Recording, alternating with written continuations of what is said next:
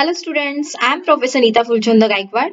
Welcome back in our free education channel English Master. So बच्चों देखिएगा हमने आपका class 6 science text book series जो है तो उसमें लेसन नंबर 1, 2, 3, 4, 5 ऑलरेडी पढ़ाकर अपलोड कर दिया. This is the part 2 of the lesson number 5 substances in the surroundings and the states and properties. यानी कि जो हमारे आजू बाजू में विभिन्न पदार्थ रहते हैं उनकी अवस्थाएं और रूपांतरण, ये हमने ये लेसन स्टार्ट किया हुआ है. I have explained you the part 1 in English to Hindi. अभी दूसरा पार्ट भी हम वैसे ही लर्न करेंगे. एक्चुअली ये जो लेसन है थोड़ा लेंदी है, बड़ा है, इसके लिए I have divided this lesson into 2 parts. So part 1 already upload हो चुका है, नीचे डिस्क्रिप्शन में आपको लिंक मिल जाएगा, प्लेलिस्ट का भी मिल जाएगा और पार्ट 1 का भी. So do like share subscribe our channel and keep supporting. And the most important thing, thanks a lot for your one support to our English master channel. So चलिए बच्चों part 2 के लिए शुरुआत कर देते हैं. So in the first part we learned there are 3 different kinds of states. यानी कि फर्स्ट होता है सॉलिड, देन होता है liquid and the third one is gaseous. तो 3 अवस्थाएं होती है पदार्थ की. तो उसमें हमने ये सेकेंड पार्ट में अभी कंटिन्यू करेंगे कि the various uses of changes in physical state, कि जो वेरियस यूजेस है यानी कि जो विभिन्न उपयोग है रूपांतरण के. तो उसमें the first one is candles are made by melting paraffin wax. जैसे कि अगर आपको पता नहीं है तो मैं बता देती हूँ कि पैराफिन वैक्स मोम को पिघलाकर मोमबत्ती बनाते हैं. नंबर 2, सॉलिड कार्बन डाइऑक्साइड यानी कि ड्राई आइस जिसे कहते हैं is use to make ice cream and to keep it frozen. तो ठोस कार्बन डाइऑक्साइड गैस यानी कि इसको क्या कहते हैं, ड्राई आइस यानी शुष्क बर्फ, इसका आइसक्रीम बनाने में तथा उसे ठंडा बनाए रखने में उपयोग होता है. Number 3, liquid nitrogen is used in animal husbandry. यानी कि देखिएगा जो द्रव अवस्था वाली नाइट्रोजन है इसका उपयोग रक्त कोशिकाओं तथा पशुओं के शुक्राणुओं को टिकाने में होता है. नंबर 4, सैंड यानी silica is melted to make glass, कि बालू को पिघलाकर कांच बनाया जाता है. Number 5, metals like gold and silver are melted to make ornaments. यानी के औजार बनाने के लिए लोहे को पिघलाया जाता है. उसी के साथ साथ देखिएगा कि सोने चांदी के जो आभूषण है उन्हें बनाने के लिए उन धातुओं को क्या करते हैं, पिघलाते हैं. Iron is melted to make tools, यानी लोहे को पिघलाकर विभिन्न प्रकार के उससे चीजें बनाई जाती है. सो ये आपको पता होना बहुत जरूरी था कि इसके ऊपर भी आपको एग्जाम में क्वेश्चंस आ सकते हैं. सो this is the most important thing, इसको आप नोट डाउन कीजिएगा. सो लेट्स ट्राई दिस. चलिए तो अभी इसको जानने के लिए एक एक्सपेरिमेंट करते हैं. Take some sand in a crucible, यानी कि एक तश्तरी में थोड़ी बालू लीजिए. Put a few iodine crystal on it, उसमें आयोडीन के कुछ टुकड़े रख दीजिए. Place the crucible on a tripod to heat it. तो और आपने क्या करना है, तश्तरी बर्नर पर रखो and block the stem of the funnel with a cotton plug and place it inverted over the crucible. यानी कि उसके ऊपर कांच के आधी कीप रखो और कीप के ऊपर के मुंह को रुई की गोली से बंद कर दो. Light the burner and heat the mixture in the crucible. Observe the changes. उष्मा मिलने पर आयोडीन पर क्या असर होता है तो इसका निरीक्षण करना है और आपको दिखाई देगा कि यहाँ पे क्या होता है. So this is the sublimation. का मतलब होता है ऊर्ध्वपातन. सब्लिमेशन यानी ऊर्ध्वपातन. अगर आपको इसका इमेज ड्रॉ करने के लिए आता है तो ये आपने इसकी प्रैक्टिस जरूर कीजिएगा. This is the burner, this is the funnel and this are the iodine particles and this is the cotton plug. So इस तरह से आपको वो इमेज ड्रॉ करना पड़ेगा. सो देखिए बच्चों, actual particles of iodine seen during the experiment in the laboratory, यानी कि प्रयोगशाला में प्रत्यक्ष रूप से प्रयोग करने पर दिखाई देने वाले आयोडीन के कण कुछ इस तरह से होते हैं. व्हाई डज दिस हैपन, ऐसा क्यों होता है? सो चलिए इसका आंसर भी इसी लेसन में देखते हैं. सब्लिमेशन यानी ऊर्ध्वपातन, जैसे मैंने आपको बताया. Iodine crystals do not melt on heating but change directly to the gaseous state. उष्मा प्राप्त करने पर आयोडीन के जो ठोस रूप वाले टुकड़े हैं वो पिघलते नहीं है, राइट, बल्कि उनका सीधे गैस में रूपांतर हो जाता है. When the fumes of iodine hit the walls of the funnel, they cool to form solid crystals of iodine and stick to the funnel walls.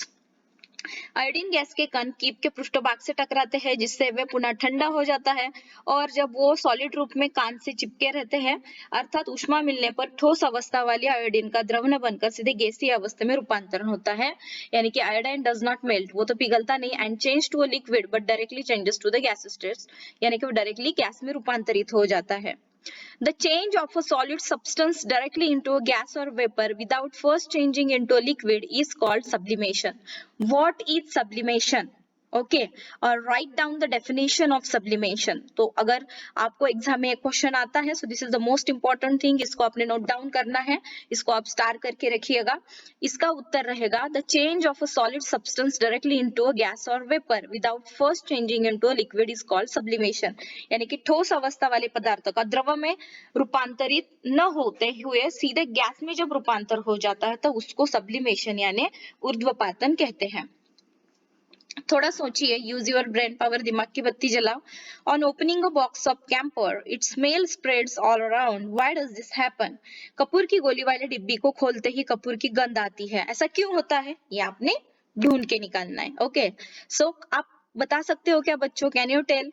यहाँ पर देखिए, this is the image number 5.7, identifying various substances and objects. यानी कि यहाँ पर आपको विभिन्न पदार्थों तथा वस्तुओं की पहचान करनी है। How will you identify the following? आप ये कैसे पहचानोगे? Number 1, a glass. यहाँ पर क्या दिख रहा है? A glass. Is it made of plastic, steel और ग्लास? यानी कि यहाँ पर पानी का ग्लास है, वो प्लास्टिक, स्टील अथवा कांच का है, आप ये कैसे पहचानोगे? उसके बाद यहाँ पर आपको क्या दिख रहा है? रॉड। रॉड, आयन और एल्यूमिनियम, ये आयन से बना है, लोहे से बना है या एल्यूमिनियम से, आप कैसे पहचानोगे? उसके बाद ये है अ डोर, दरवाजा, ये वुडन से बना है या फिर ग्लास से बना है, ये आप कैसे पहचानोगे? And then a white powder, salt और चाक पाउडर, तो ये सफेद पाउडर नमक का है या खड़िया का है, ये आप कैसे पहचानोगे? So to answer the above questions, ऊपर दिए गए सवालों के जवाबों के लिए यू कंसिडर देयर प्रॉपर्टीज, हमने क्या करते हैं उसके विभिन्न गुणधर्मों पर ध्यान देते हैं। फॉर एग्जाम्पल देयर ट्रांसपेरेंसी, यानी कि उनकी पारदर्शकता, हार्डनेस उनकी ठोसता, वेट उनका वजन, उनका colour, the sound produce from it, solubility in water और पानी में घुलना इत्यादि। ये विभिन्न प्रकार की उनकी जो प्रॉपर्टीज रहती है उससे हम पहचानते हैं वो पदार्थ एक्चुअल में है क्या। So substances can be identified by studying their properties, right? अगर आपको फिलिंग द ब्लैंक्स में आ गया substances can be identifying by studying their dash dash, तो आपका आंसर क्या होना चाहिए? प्रॉपर्टीज, कि इन गुणधर्मों के अध्ययन से हम विभिन्न पदार्थों को पहचान सकते हैं तथा इन गुणधर्मों के अनुसार हम उसका उपयोग भी कर सकते हैं। They can be put to use according to their properties. Let's study the properties of substances in greater detail. अभी हमने पदार्थों के गुणधर्मों को विस्तृत जानकारी में पढ़ना है। So let's start. This is the new topic. This is about properties of substances, यानी कि पदार्थों के गुणधर्म अभी हम पढ़ेंगे। यहाँ पर आपको क्या दिख रहा है? Image number 5.8, brittleness. ब्रिटलनेस का मतलब क्या होता है? भंगुरता। ये चौक का टुकड़ा तोड़ा है, राइट? सो देखते हैं, लेट्स ट्राई दिस। और एक आपको एक्सपेरिमेंट करना है। What will happen if pressure is applied on substances like chalk, brick, alum, glass or a राजगीरा वड़ी? देखिए बच्चों कि चाक है, ठीक है, और ईंट है, फिटकरी है, कांच है तथा राजगीरा वड़ी जो है, सो इस पदार्थों पर पर्याप्त डालने पर क्या दाब डालने पर क्या होता है? प्रेशर डालने पर this substances break into small pieces और पार्टिकल्स, इनके छोटे छोटे टुकड़ों अथवा कोनों में रूपांतरण हो जाता है। Such substances are said to be brittle, और इन्हें हम क्या कहते हैं? भंगुर पदार्थ कहते हैं। And this property of substances is called brittleness, और इन पदार्थों के पदार्थों के इस गुणधर्म को हम क्या कहते हैं? भंगुरता कहते हैं, यानी कि ब्रिटलनेस कहते हैं। जब भी कोई substance break into small pieces of particles, so we can say that substance is called brittleness, यानी वो भंगुरता पदार्थ होते हैं या फिर भंगुरता जन्य पदार्थ रहते हैं, ठीक है। सो आगे हम देखेंगे इमेज नंबर 5.9, हार्डनेस। हार्डनेस यानी क्या? कठोरता। ये आपके यहाँ पर आपको क्या दिख रहा है? कील दिख रही है और हथौड़े से ऊपर उसके प्रेशर डाला जा रहा है, दोनों भी हार्ड है, राइट? तो यहाँ पर देखेंगे, टेक एन आयरन नेल, इन्होंने क्या कहा है? लोहे की एक कील लो। Try to pierce a cardboard sheet, एक कार्डबोर्ड शीट लेना है। wet mud and a piece of wood using the nail, what happens? यहाँ पे बोला है एक तो आप लोहे की एक कील लेकर उसे गत्ते, गीली मिट्टी की गोली तथा लकड़ी के टुकड़े में घुसाने का प्रयत्न करो. What happens? तो क्या होगा? The nail easily passes wet mud. तो क्या होगा कि गीली मिट्टी की गोली में कील आसानी से जाएगी, but not the piece of wood. परंतु लकड़ी के टुकड़े में वो आसानी से नहीं जाएगी. It can pierce the cardboard sheet with some effort. Cardboard sheet में भी वो थोड़ी प्रयत्न करने के बाद जाएगा. Why does this happen? लेकिन ऐसा क्यों होता है बच्चों? The hardness of a substance is determined by how much resistance it offers to the substances being pushed through it. देखिएगा यहाँ पर बताया गया है कि इस आधार पर उस पदार्थ की कठोरता निर्धारित होती है, हार्डनेस. और सबसे कठोर पदार्थ यहाँ पर देखिए कौन सा है, यानी कि एक पदार्थ उसमें घुसने वाले दूसरे पदार्थ का कितना अवरोध करता है, इस पर उस पदार्थ की कठोरता निर्धारित होती है, यानी hardness. Which is the hardest non substance, यानी अभी इसमें सबसे कठोर पदार्थ कौन सा है ये आपको बताना है. ठीक है. सो देखिए the next image is 5.10 elasticity. Elasticity का मतलब क्या है बच्चों? प्रत्यास्थता बोलते हैं, तो हम इंग्लिश में ही ध्यान में रखेंगे elasticity. This is the simple term and definition और वर्ड हम देखेंगे ध्यान में रखने के लिए. Stretch rubber band and let it go और apply pressure on a piece of sponge and release it.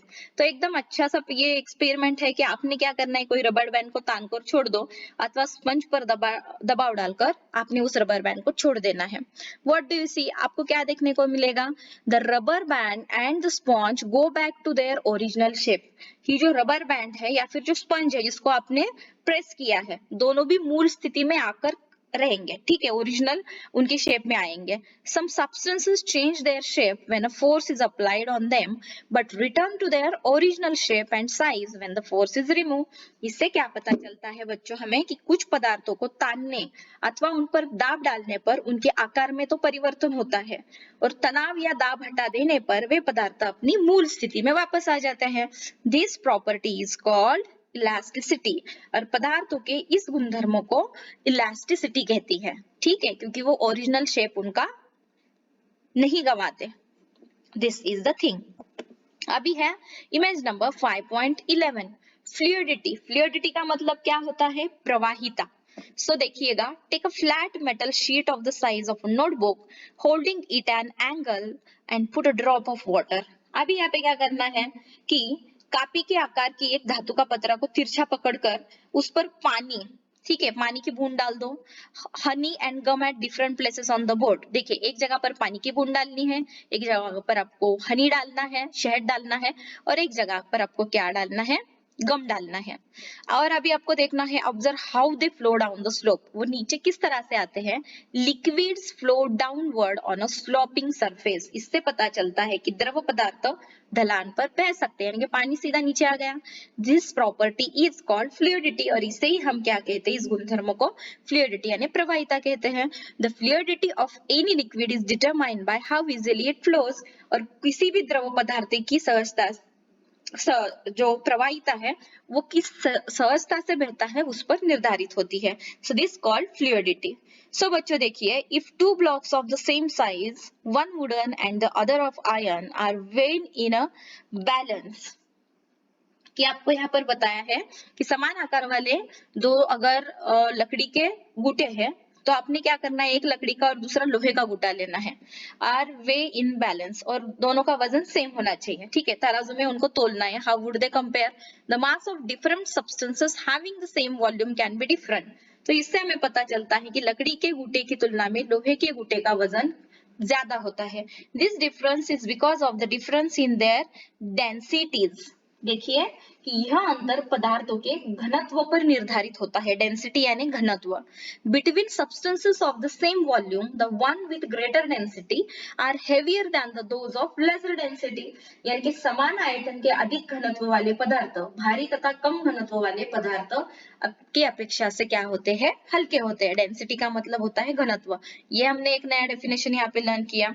यहाँ पर है इमेज नंबर 5.12 सॉल्युबिलिटी. सोलेबिलिटी यानी विलेयता। अभी आप ये घर में भी प्रयोग कर सकते हो experiment. Take a glass of water, एक ग्लास में पानी लीजिए, एड सम सॉल्ट, थोड़ा उसमें नमक डाल दीजिए, fine sand and sugar to it and try to dissolve them. आपको उसमें क्या क्या डालना है बच्चों, कि नमक, उसके बाद बालू तथा शक्कर, ये डालकर आपने उसको घोलना है।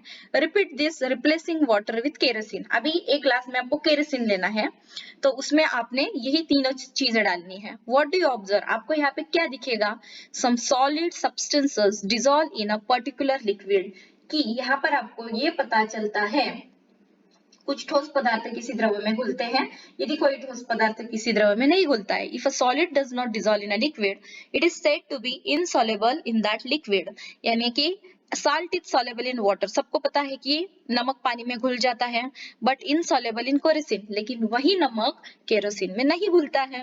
You know of many beverages made by using water and soluble substances, यानी कि जो आपको तो ऐसे बहुत सारे बेवरेजेस यानी कि पेय पदार्थ पता है जो पानी में घुलनशील पदार्थों का उपयोग करके बनाए जाते हैं।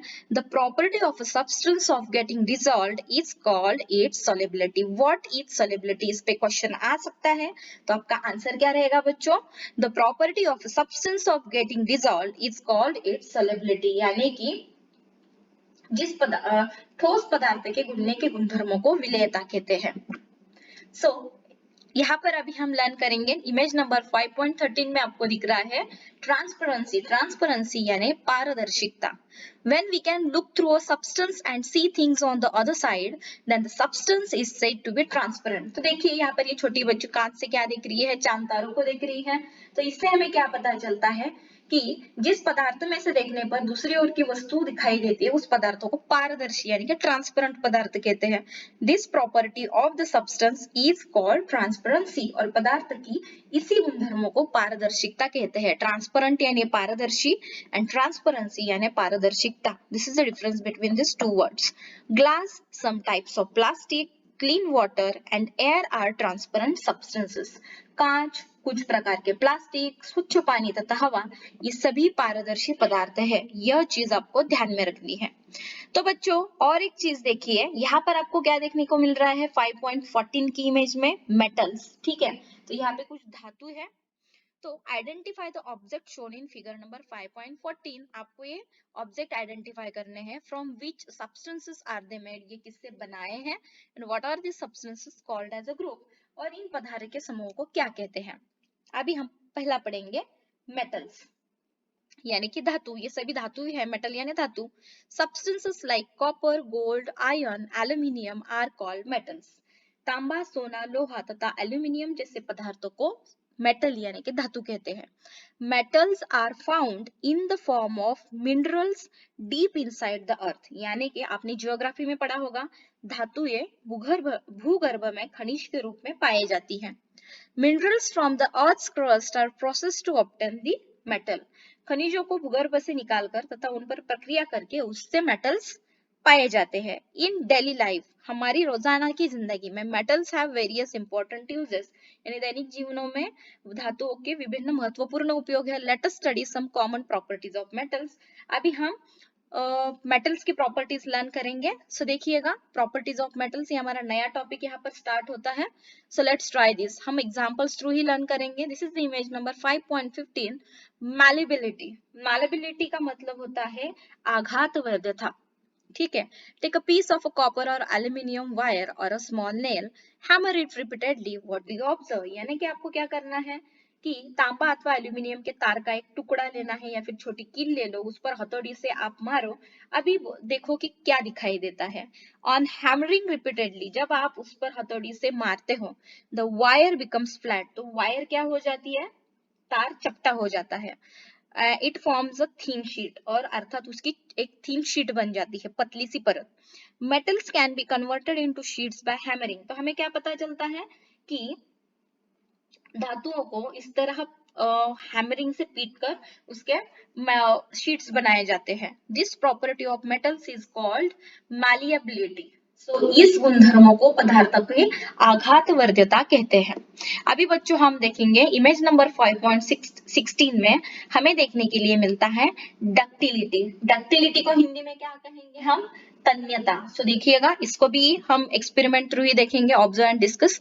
Hot iron is hammered and made into thin sheets, यानी कि जब लोहार की दुकान में गर्म किए गए लोहों को आप देखते हो कि उस पर आघात कर करके पीट पीट कर उसका पतला किया जाता है। Visit a blacksmith shop to observe how this hammering causes it to stretch, यानी कि किसी लोहार की दुकान अगर हो आपके यहाँ पर तो आप वहां पर ऑब्जर्व कर सकते हैं जाकर। Iron bars made to revolve continuously while being hammered become longer, यानी कि लोहे की तप्त छड़ उलटते पलटते उस पर घन से सतत आघात करके वो लंबा बनाया जाता है। The iron can be drawn into wire, और फिर उससे वायर बनाई जाती है। Metals can B stretch and drawn into wires, धातुएं तानकर उससे तार बनाए जाते हैं। And this property of metal is called ductility, और इसी को क्या कहते हैं, पदार्थ की तन्यता कहते हैं। Metals like silver, gold, copper, platinum can be drawn into fine wires. तो आपको ये पता होना चाहिए कि चांदी, सोना, प्लैटिनम आदि धातुओं से तार बनाए जाते हैं, बिकॉज ये क्या है, तन्य धातु है। इनमें कौन सा गुणधर्म पाया जाता है, डक्टिलिटी यानी तन्यता। सो बच्चों, यहाँ पर और एक क्वेश्चन, दो क्वेश्चंस पूछे हैं और यहाँ पर एक इमेज भी देखने के लिए मिलता है। Image number 5.17, thermal conductivity. Thermal conductivity यानी ऊष्मा वाहकता। सो देखते हैं कि पहला क्वेश्चन पूछा है, why are the electric boards fitted on the wall. ठीक है, कि वो वुड या फिर जो आपके घर में, आप आपके घर में देखोगे दीवार पर लगे विद्युत बोर्ड लकड़ी अथवा प्लास्टिक में क्यों होते हैं। ठीक है, जो आपका बटन्स वगैरह स्विच जहां पर है तो उसके नीचे लकड़ी या फिर प्लास्टिक क्यों होता है। और दूसरा है प्रश्न, the handle of a cooker is made of plastic wire, कि कुकर का हैंडल प्लास्टिक का ही क्यों बनाया जाता है। सो इंटरेस्टिंग क्वेश्चन, चलिए इसका आंसर भी ढूंढ लेते हैं। इलेक्ट्रिसिटी फ्लोज थ्रू मेटल्स, जैसे कि हमें पता है कि इलेक्ट्रिसिटी की विद्युत वाहकता, इलेक्ट्रिसिटी फ्लोज थ्रू मेटल्स, कि सभी धातुएं, इलेक्ट्रिसिटी कहाँ पे होती है, मेटल से फ्लो होती है धातुओं में। All metals are conductors of electricity to greater और लेसर एक्सटेंट, सभी धातुएं कम अधिक मात्रा में विद्युत की वाहक होती है और इस गुणधर्म को विद्युत वाहकता कहते हैं। और इसी प्रॉपर्टी को हम क्या कहेंगे, इलेक्ट्रिकल कंडक्टिविटी, यानी कि इलेक्ट्रिक विद्युत वाहकता। Even when a piece of a metal is heated at one place, यानी कि धातु के एक टुकड़े को उसके किसी एक भाग पर अगर गर्म किया जाए तो whole of it becomes hot, यानी कि तवा अगर क्या होता है, पहले नीचे से गर्म होने के लिए शुरुआत होता है फिर पूरा गर्म हो जाता है। It shows that metals allow heat to flow through them, इससे क्या पता चलता है कि धातुओं में क्या होता है, हीट फ्लो होती है, ऊष्मा बहती है। So this property is called thermal conductivity, और इसे क्या कहते हैं, ऊष्मा वाहकता। So metals have a typical shine और लस्टर, धातुओं में विशिष्ट चमक होती है। Every metal has a characteristic colour by which it can be identified, प्रत्येक धातु का विशिष्ट रंग होता है और उसी से हम उसे पहचानते हैं। तो आपको पता चला कि जो मेटल्स होते हैं वो एक तो इलेक्ट्रिकल कंडक्टिविटी उनमें होती है, इसके लिए हमारे जो इलेक्ट्रिक बोर्ड्स हैं वो प्लास्टिक या फिर लकड़ी के बूटे पर ही लगाए जाते हैं। और जो हमारे कुकर रहता है तो उसका जो ये डंडा रहता है वो ये प्लास्टिक का क्यों होता है, क्योंकि मेटल्स क्या होते हैं, उनमें थर्मल कंडक्टिविटी भी होती है इसकी वजह से। ठीक है, सो ये हमें आंसर मिल गए। सो आपने और एक यहाँ पर एक्सपेरिमेंट करना है, plug the string of a musical instrument like tanpura और वीणा, रिंग अ बेल और hit a steel box with a metal spoon. अभी देखिए ये तानपुरा है, तो तंबूरा या फिर वीणा, इन अन्य वाद्यों के तार छेड़ो, घंटा बजाओ, स्टील के डिब्बे को चम्मच से ठोको। तो इस पे क्या होता है। और दूसरा आपको करना है, स्ट्राइक अ वुडन टेबल और marble floor with a wooden stick, लकड़ी की मेज और पत्थर की टाइल पर लकड़ी के डंडे से आपको मारना है। और उसके बाद note the difference in the sounds produce in the two cases, दोनों आवाजों में क्या अंतर है। Metal produce a ringing sound, this property is called sonority of metals, तो धातुओं में खन खन की आवाज होती है और इन्हें धातुओं की ध्वनिकता कहते हैं, सोनोरिटी ऑफ मेटल्स कहते हैं। तो यहाँ पर देखिए इमेज है 5.18 यूजेस ऑफ मेटल्स, कि जैसे कि सोने से यहाँ पर जेवरात बनाए जाते हैं, उसके बाद यहाँ से औजार बनाए जाते हैं लोहे से, फिर तांबा से यहाँ पे तार बनाए जाते हैं, या फिर लोहे से यहाँ पर जो वेरियस काइंड्स ऑफ जो यूजफुल वेपन्स है वो बनाए जाते हैं। सो बच्चों, इस लेसन से हमने पढ़ा, ऑलवेज रिमेम्बर, हमेशा ध्यान में रखो, ड्यूरिंग द रेनी सीजन और एट एनी अदर टाइम, ये बहुत ही इंपॉर्टेंट इंस्ट्रक्शंस है, ये ध्यान में रखो। और आपने आपके घर वालों को भी ये बताना चाहिए कि जब बारिश होती है, ठीक है, so do not touch the exposed electric wires और मेटल पार्ट्स। बरसात अथवा अन्य समय में आपके परिसर में खुले पड़े जो पोल होते हैं, ठीक है, लाइट के जो खंबे होते हैं, तो उनकी तारों अथवा धातुओं को हाथ मत लगाओ। कीप ऑल इलेक्ट्रिक लैम्प्स और other appliances switch off when not in use. और जब आवश्यकता ना हो तब घर के विद्युत बल्ब अथवा विभिन्न जो उपकरण है उनको बंद करके रखो। For example, even when the TV is switch off by remote control, do not forget to put off the main switch. अगर आपने रिमोट कंट्रोल से टीवी बंद किया है, फिर भी उसका मेन स्विच आपको बंद करना ही है। It helps to save electricity besides protecting us from any possible danger. इससे दो फायदे होते हैं, एक तो आपका लाइट बिल भी कम आता है और खतरा भी टलता है। Ask your seniors at home to check the electric wiring and fitting in the house periodically. और आपके घर में आपके जो बड़े हैं घर के, उन्हें कहिए कि जो घर की वायरिंग है उसकी जांच करें, ठीक है, और नियमित रूप से करें। What we have learned, तो इस लेसन से हमें क्या पता चला बच्चों? Solid, liquid and gases are the three states of substances. पदार्थों की तीन अवस्थाएं होती है, ठोस, द्रव और गैसीय। Number 2, the temperature of a substance, how hot or cold it is, can be measured with the help of a thermometer. पदार्थ कितना गर्म अथवा कितना ठंडा है, अर्थात ये पदार्थ का तापमान हमने थर्मोमीटर यानी तापमापी द्वारा मापा जाता है। नंबर 3 है, heat is the cause of the change of state of substances. ऊष्मा के कारण पदार्थों का रूपांतरण होता है। Number 4, substances have various properties like hardness, elasticity, brittleness, fluidity, density, solubility and transparency. आपको ये क्वेश्चन पूछा जाएगा, write down the various properties of substances. तो आपका आंसर क्या होना चाहिए? एक तो उसमें हार्डनेस घनत्व होता है, इलास्टिसिटी यानी कठोरता, ब्रिटलनेस यानी भंगुरता, फ्लूइडिटी यानी प्रवाहिता, डेंसिटी यानी विलेयता, सॉलिबिलिटी यानी कि उसकी जो प्रत्यास्थता है, और ट्रांसपेरेंसी यानी कि पारदर्शिता, इत्यादि गुण रहते हैं पदार्थ के, ठीक है। So metal form a separate group of substances. धातु पदार्थों का एक अलग समूह है। Metals have some common properties. अभी आपको अगर क्वेश्चन आएगा, write down the common properties of metal और write down the properties of metal, so आपका आंसर रहेगा कि metals have some common properties, जैसे कि लाइक मैलेबिलिटी यानी कि आघातवर्ध्यता, डक्टिलिटी यानी तन्यता, थर्मल कंडक्टिविटी उष्मावाहकता, इलेक्ट्रिकल कंडक्टिविटी इसका मतलब होता है कि ध्वनिकता, एंड इलेक्ट्रिकल कंडक्टिविटी यानी जो विद्युत रहती है, विद्युत ऊर्जा, वो वाहकता, सोनोरिटी यानी कि उसकी ध्वनिकता, लस्टर एक विशिष्ट रंग रहता है, एंड कैरेक्टरिस्टिक कलर और उसके चमक और बाकी के गुणधर्म। तो ये सारे एग्जाम ओरिएंटेड पॉइंट्स हैं जो आपको इसके ऊपर ही क्वेश्चंस आएंगे, तो इसको ध्यान से एक बार लर्न कीजिएगा। और एक साइंस वॉच आपके इस टेक्स्ट बुक में दिया है, इस लेसन में, साइंस इज डेवलपिंग कंटिन्यूअसली, यानी कि विज्ञान में लगातार परिवर्तन हो रहा है। How much do we know of it, हमें इस विषय में कितनी जानकारी है। हमारे देखिएगा state, national and global level पे, राज्य, देश तथा विश्व स्तर पर रिसर्च के काम हो रहे हैं, शोध कार्य हो रहे हैं। If you wish to keep ourselves inform about it, अगर आपको इसके बारे में जानकारी चाहिए, we must be aware of the various happenings around us, इसके लिए आपको आपके परिसर में आसपास घटने वाली घटनाओं पर ध्यान रखना होगा। मेक न्यूज़पेपर्स योर फ्रेंड, एक तो आपने न्यूज़पेपर पढ़ने की आदत लगाओ। रीड न्यूज़पेपर्स डेली, हर रोज न्यूज़पेपर पढ़ो।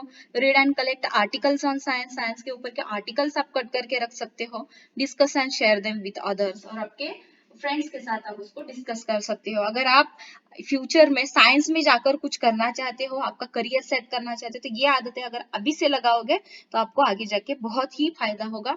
सो बच्चों, आई होप ये लेक्चर आपको समझ में आया है। पार्ट 1 ऑलरेडी अपलोड हो चुका है, दिस इज द पार्ट 2। हमने substances in the surroundings and the states and properties, ये लेसन पूरी तरह से यहाँ पर कवर अप किया है। कमेंट्स थ्रू मुझे बताइएगा कि आपको लेसन कितना समझ में आया नहीं और आया है या फिर नहीं। अगर नहीं आया है तो आप इसको इसको रिपीटेडली सुन सकते हो। ये रिकॉर्डेड सेशंस है हमारे, इसकी कोई फीस आपको देनी नहीं है, फ्री ऑफ कॉस्ट ये लेक्चर्स आपको मिल रहे हैं हमारे प्लेटफॉर्म पर। अगर इंग्लिश मास्टर के नाम से आपसे कोई पैसे की डिमांड करता है तो आपने 1 रुपया भी किसी को नहीं देना है। ओनली फ्री ऑफ कॉस्ट ये लेक्चर्स आपको यहाँ पर मिलेंगे हमारे चैनल पे। कहीं पे दूसरी ओर जाकर लेक्चर परचेस करने की कोई जरूरत नहीं है, क्योंकि ये फ्री में अवेलेबल है। सो चलिएगा, इसका उपयोग आप खुद भी कीजिए, आपके दोस्तों को भी शेयर कीजिएगा, और जल्दी ही मिलते हैं नेक्स्ट लेक्चर में। तब तक के लिए take care of yourself. Thank you so much and bye bye.